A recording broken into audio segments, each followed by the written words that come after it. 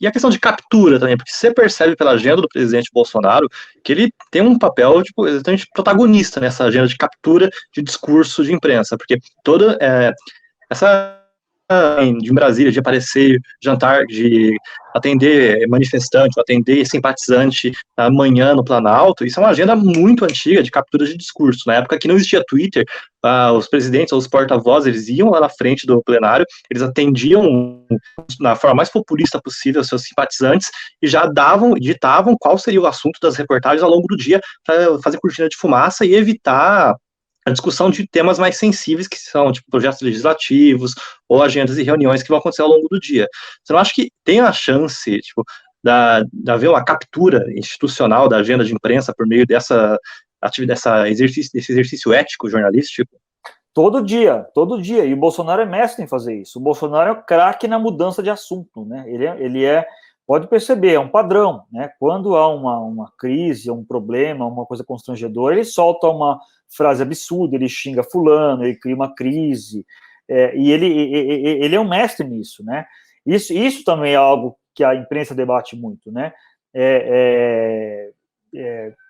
A gente deveria ignorar o que ele fala, né? Porque a gente noticiar o que o Bolsonaro diz, o absurdo nosso de cada dia, você está ajudando nessa estratégia dele de você mudar de assunto, né?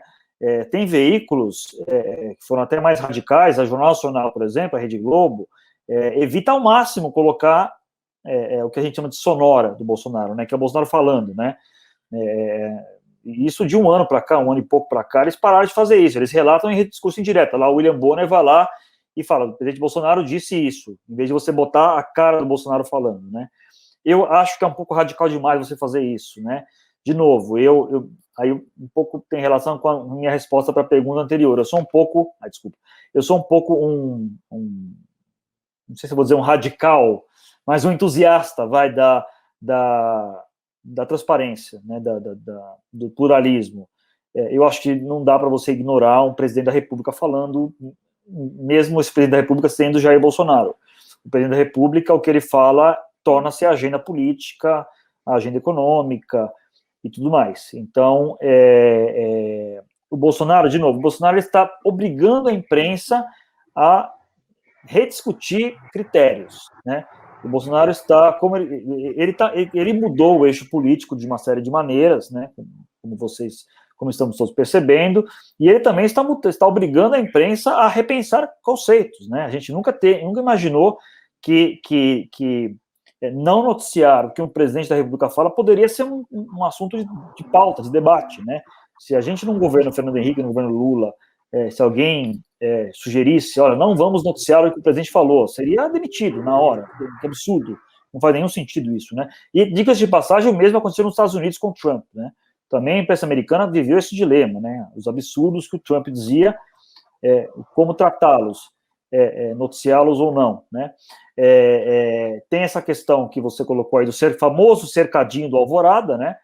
Porque o Bolsonaro, ele não dá entrevistas para a imprensa profissional, ele só fala para os apoiadores dele, ou fala para veículos aí que o bajulam, né, enfim, emissoras de TV que o bajulam, sites que o bajulam e tudo mais, mas ele, para entrevistas em que ele vai ouvir perguntas desconfortáveis, ele não dá, ele se manifesta ali com esses apoiadores, o cercadinho, que transmite, tem sempre um fulano ali que transmite isso numa live, e tudo mais, e a imprensa ia lá, porque era o único momento em que você conseguia ver o Bolsonaro falando. Deixou de ir porque começou a haver uma questão de segurança física, porque aqueles apoiadores ali começaram a ser agressivos fisicamente com a imprensa, então a imprensa achou melhor não ir, foi esse o motivo.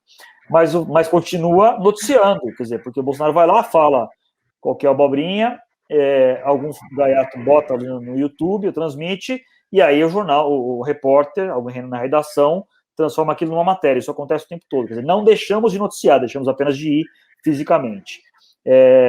Eu acho que o Bolsonaro, ele conta com isso.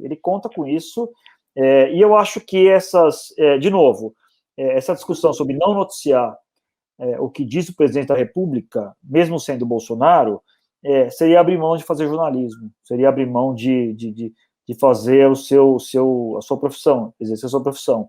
É uma situação imperfeita, ruim, mas honestamente eu não vejo alternativa, não vejo solução para isso.